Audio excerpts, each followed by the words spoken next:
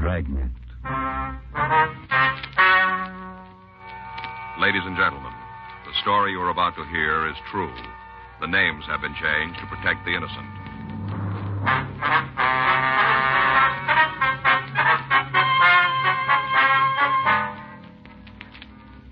You're a detective sergeant. You're assigned a burglary detail. After weeks of investigation, a suspect in a burglary is picked up. You've got the evidence for a conviction, but over $200,000 in loot is still missing. Your job, find it.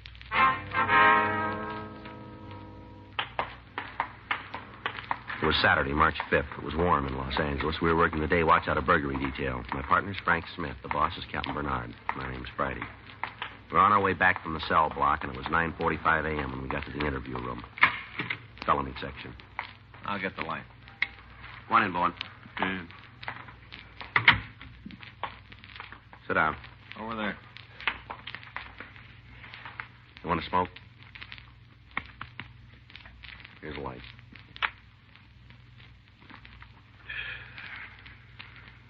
You want to talk to us this morning? You're not doing yourself any good this way, Bowen.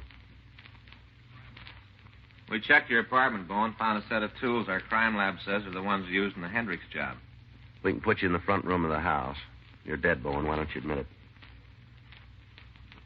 This is the first time you've been nailed for anything big. You go along with us, and the judge might take it into consideration. If we have to write it up this way, he's liable to throw the book in your face. Who was with you on the job, Bowen? We know you didn't swing it alone. Somebody had to carry the light. Come on, who was it? All right, what about the loot? Where's that? That stuff's not going to do you any good in the joint. There's over $200,000 in furs and jewelry missing. We know you had it. Now, where is it? How about it, Bowen? You're just causing yourself a lot of grief. Okay, let's go. On your feet. Come on.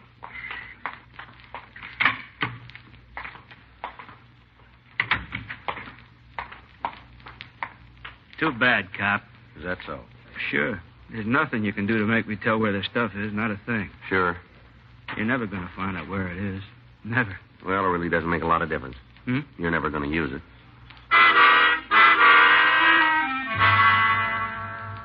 3 weeks previously, on February 10th, 2 unidentified persons had entered a home in the Bel Air district. They'd taken furs and jewelry valued at over $200,000.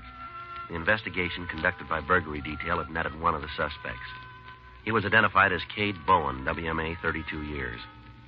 His arrest record had listed several charges of drunk driving and disturbing the peace. However, he'd never been picked up on a felony before. In spite of our efforts, we'd been unable to break him down. He refused to identify the other suspect or to tell us where we could recover the stolen goods. All of his friends and relatives were questioned. None of them could aid us. The case on him was prepared for the district attorney's office, and we continued to look for the other suspect. Monday, March 7th, 8:02 a.m., I checked into the squad room. That you, Joe? Yeah. Oh, you're late. A couple of minutes here. I got it. Burglary Friday. Oh, yeah, Emery. Mm-hmm. Sure. No, not a sign of it. Well, we'd like to hear it anyway. Where can we meet you? Where? Yeah, all right. We'll be right over. About 5 minutes. Right. Goodbye. It was Emery. Who? Emery Docks says he wants to see us. What about? Some stolen fur coats.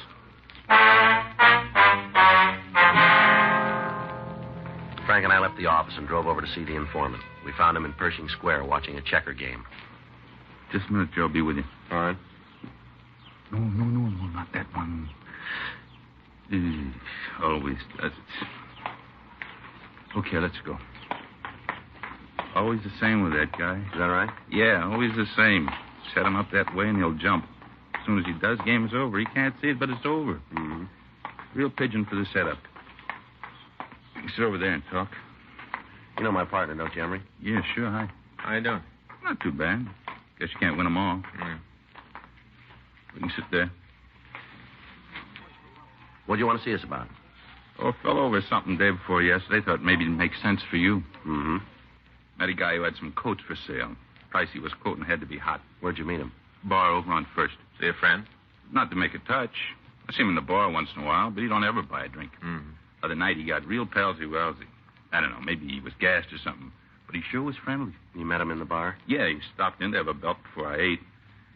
This guy was there, sitting on the stool next to me. Got to talking. He almost knocked me over when he bought a drink. Right on the floor, he knocked me. Mm-hmm.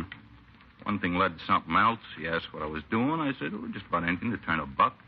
He asked me if I had any money I wasn't using. I said I didn't. Yeah. Said it was too bad. Said if I could raise a couple of long bills, he could turn me on to something good. The coats, huh? Yeah.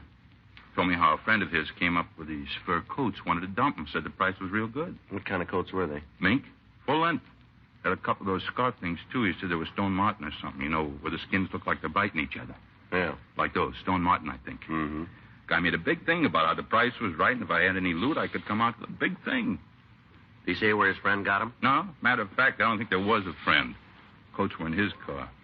I know if I had that kind of merchandise, I wouldn't put it in nobody else's pocket, that's for sure. What's this fellow's name, do you know? Jarvis Dean. That's D-E-A-N? I guess so. What do you know about him? Oh, not much. I told you I see him around. He's an angle fella, always looking for a touch. Did he hold any kind of a job? Not so as it would stand out. How's he live? Oh, off other people mostly. Once in a while, he makes a big score and he's popping for drinks all over the place. A couple of days, he's blown the wad and he's back on the dole. You know where you can find him? I can't give you no address. Usually around the bar? Mostly. You won't find him there for a couple of days now, though. Hmm? You said something about going out of town, down to Palm Springs. Something about how he could make a contact down there and unload the coats. This Jarvis Dean ever been arrested? Well, I don't know. We didn't spend a lot of time talking about jails. Figures, though. What do you mean? The way he talks, some of the people I've seen him with, 6'2" and even, they can draw your floor plan of the laundry up at Q. Mm-hmm. You can give us the name of the people? Well, if it's all the same to you, I'd rather not. They ain't done nothing to me, and I'd like to keep it that way. Some of them are pretty mean. Yeah. You understand, it isn't that I'm afraid, but I don't see no reason to stir nothing up. Mm-hmm. Does Dean say where this contact was at Palm Springs? Oh, he mentioned some bar called Spanky's, that's all. In the town itself? Yeah, I guess so. When I couldn't spring the money to go with him, he kind of cooled off. You know, he stopped being real friendly. Mm-hmm. I got to thinking about it and figured maybe it'd mean something to you, so... Well, the guy goes around with a couple of grand furs in his car. He didn't win him in a raffle. Got to be something there. Uh-huh. Do you any good? Yeah, we'll check it. When I first heard about it, I thought it'd do some good right away. I thought of you guys right away. Well. Always like to try and help when I can. Mm-hmm. Now it works out both ways. Maybe you can give me a hand sometime. You know, like now? What? I could sure use a couple of bucks. Things ain't been going too good. Well, that's too bad. It's just temporary. It won't last. A couple of days, I got a job coming up. Hotel over on Wilshire. Pearl diving. Guy's been drafted, and I'm in line for the job in just a couple of days. Well, I've only got a couple of bucks, Emery. You can have them if it'll help. Sure, Joe. Anything at all. There you are. Thank you. Hey, you got a pencil? For what? Pencil. Got one I can use? Yeah, here. I always like to keep these things legal. You never know. Oh. There you are. My IOU. Pay you back as soon as I start to work. Well, don't worry about it, Emery. No. You got to do these things up legal. Can you tell us what this guy Dean looks like? Yeah, you think there's really something to it, huh? Oh, we can check it. Well, sure figures he stole the coats, and any reason he'd want to give them away if he didn't. Mm-hmm. Guy like that, he don't do nothing for nothing. Got to be a payoff somewheres. Well, then he won't be disappointed. Huh? There'll be one.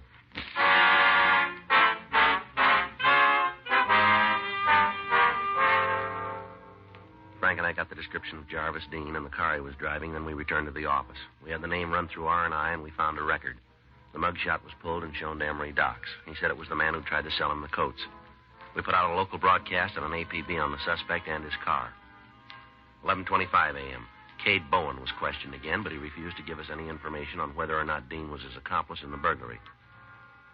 At 2:30 that afternoon, Frank and I met with Captain Bernard in his office.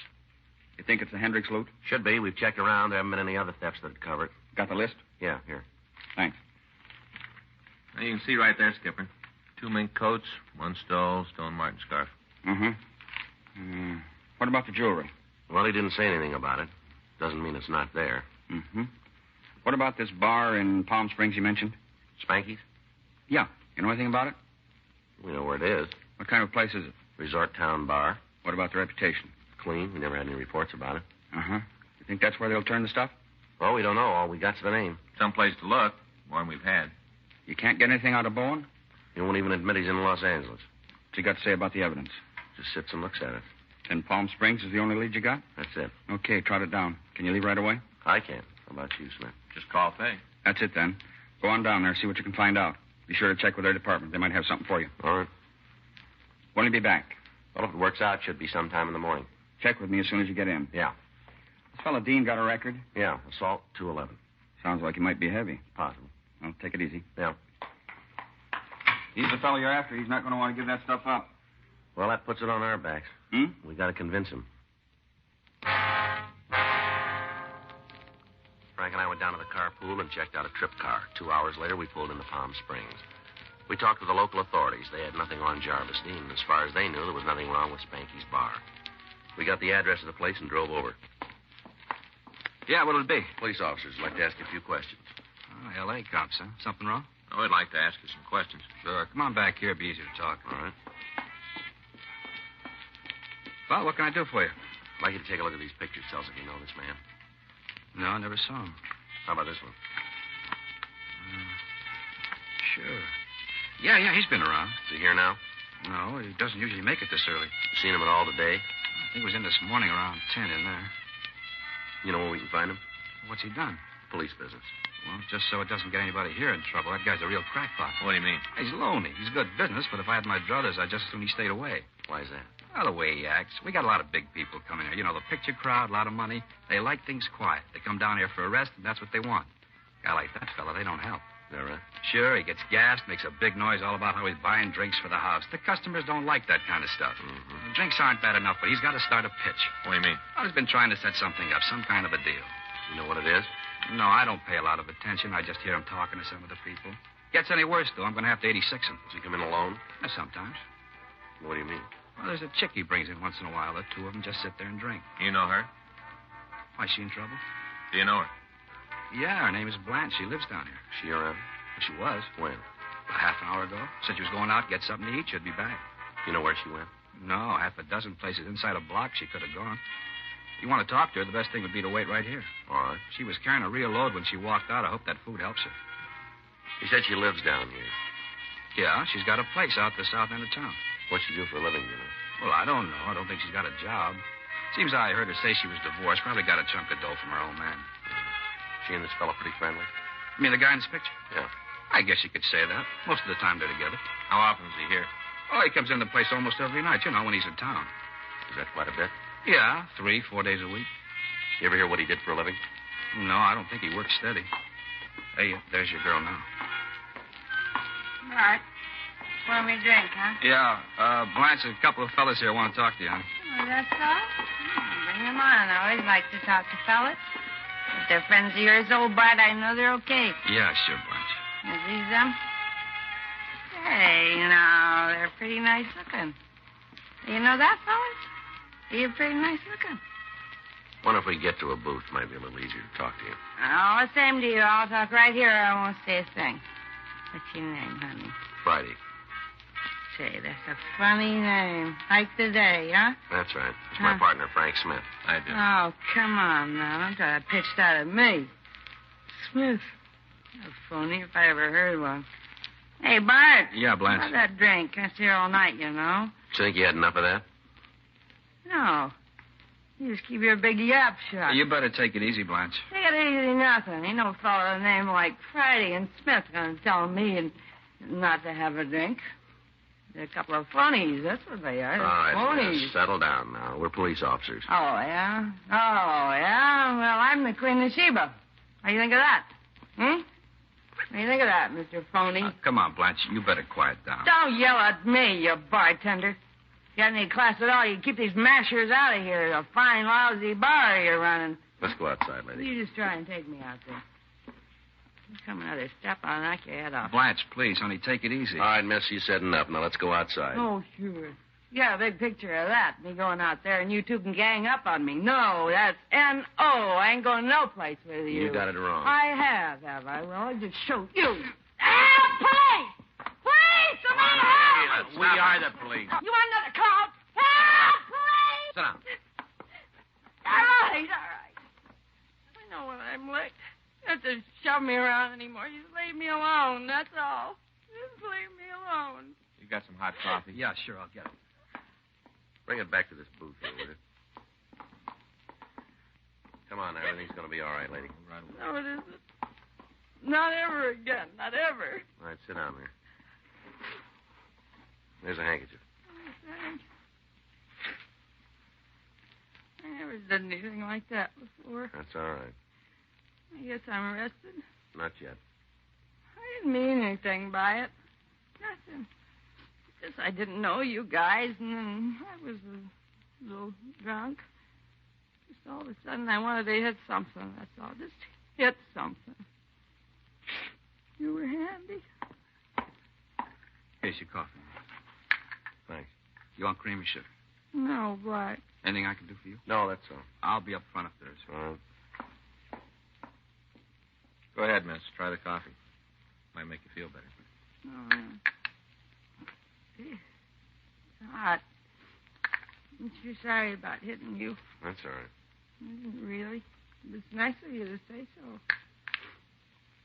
What were you going to ask me when all this started? You want to take a look at this picture here and tell us if you know the man? Sure. I guess I owe you that. Is the guy? Yeah, that one there. Sure, it's Jarvis. Last name Dean? Yeah, What do you know about him? guy. Had a couple of drinks with him. You know where he is? Not now. Saw him this morning. Had a cup of coffee. Haven't seen him since then. Is he still in town? I don't think so. You know where he is? No. Said he run up to L.A. on some business. Did he say what kind of business? No, we didn't talk much about that. You got any idea where Dean was going in L.A.? He didn't give me an address. Did he say when he'd be back? That's what we had the beef about. He just shoved off. Said something about meeting the guy up there. Said this fellow's in some kind of trouble and that he had to try and square it. Did he say who it was? Let's see. I'm not sure I can remember. It's pretty important. Now, wait a minute. Oh, yeah. It was Bowen. Yeah, I had to see a guy named Bowen. Did he say what it was about? No, not that I can remember. He just told me that he and this Bowen guy were on a deal together. Bowen had lost it up. Said he had to take care of him. The description of Dean's car that the girl gave us matched the one we'd gotten from our informant. We checked the room he'd occupied in Palm Springs. We talked to the local authorities. They agreed to check further on the suspect. Frank and I left for Los Angeles. The following morning, we contacted Captain Bernard. It all goes together. Huh? You better find him fast. Why, something wrong? I don't know, but it could happen. What do you mean? Bowen was released on a writ last night.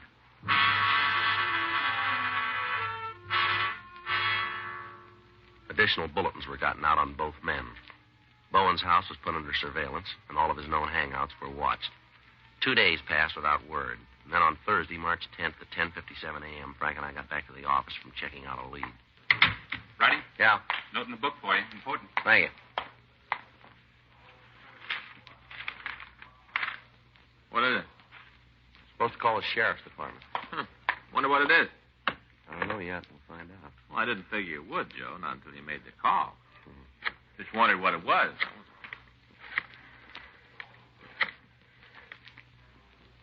Dave Terry, please. Well, Dave? Joe Friday. No, we haven't. Where? Any idea when that happened? No, we better come over and see you. Right. Bye. We're in trouble. What do you mean? I don't know. They found a body out on the desert this morning. Looks like it was a hit and run. Bowen? No, Jarvis Dean.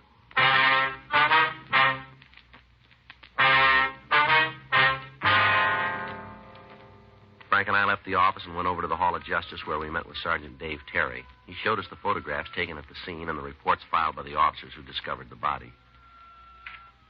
From the appearance, it had been struck by a car traveling at high speed. A thorough search had been made of the area, but no trace of Jarvis Dean's car could be found. There was no apparent explanation as to how he'd gotten out on the desert.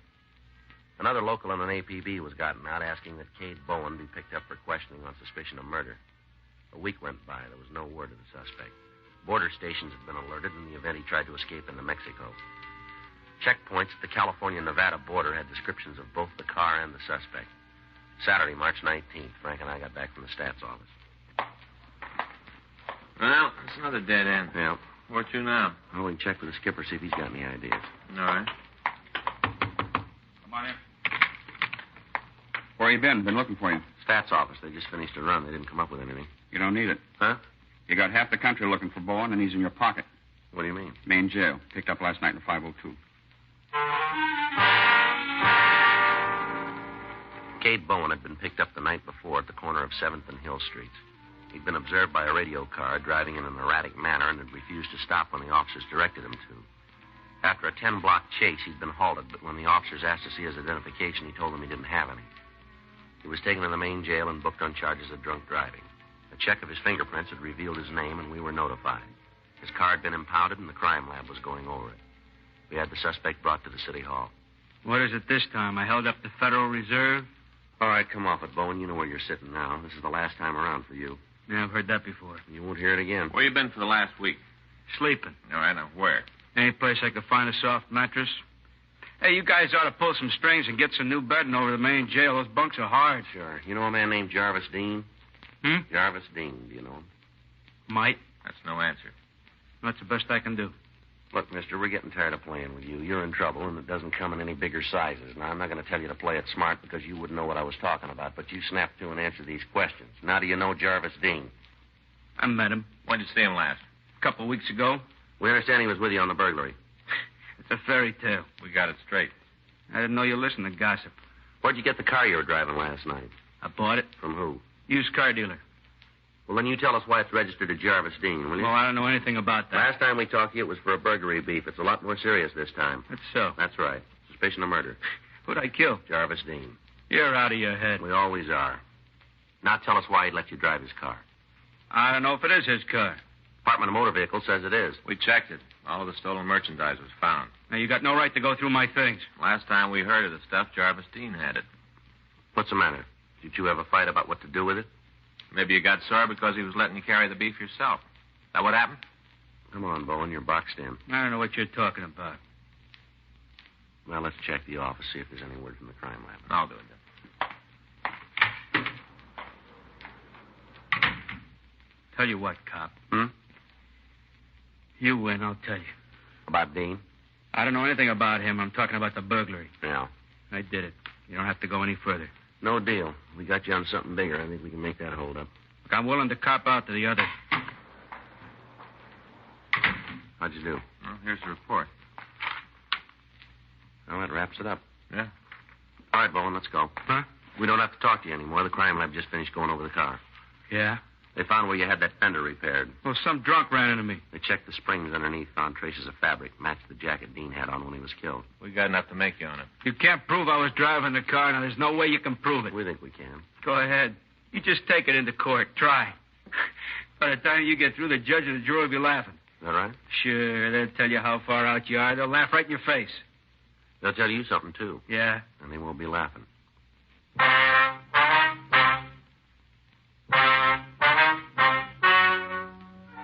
The story you've just heard is true. The names were changed to protect the innocent.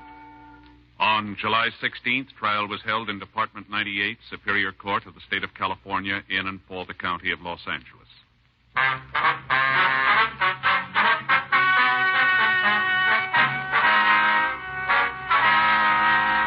Cade Neil Bowen was tried and convicted of murder in the first degree and received sentence as prescribed by law. On recommendation of the jury, he was sentenced to life imprisonment in the state penitentiary, San Quentin.